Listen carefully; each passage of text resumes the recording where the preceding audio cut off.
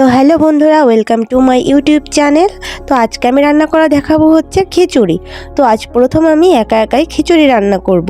তো প্রথমে আমি সবজিগুলো সুন্দর করে কেটে পরিষ্কার করে ভেজে নিব।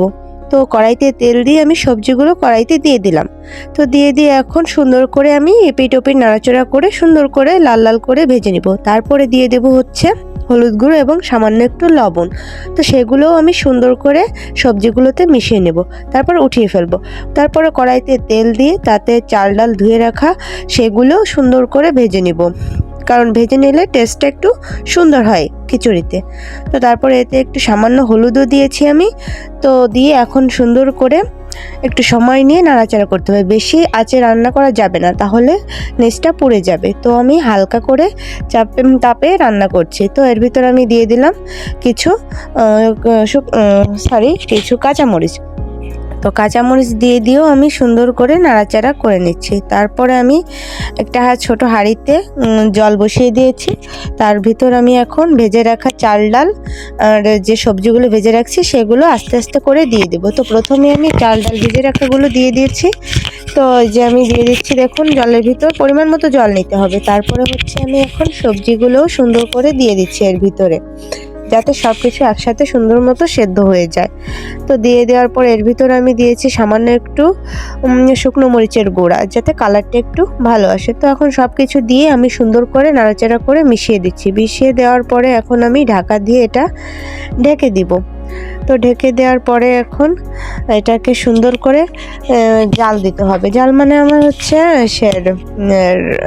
গ্যাসের ফ্লেমটা একটু বাড়িয়ে দিতে হবে। তো দেখুন এই যে আমার খিচুড়িটা ফুটে উঠেছে। ফুটে ওঠার পরে এখন আমি এটাকে সুন্দর করে নেড়ে চেড়ে দিচ্ছি।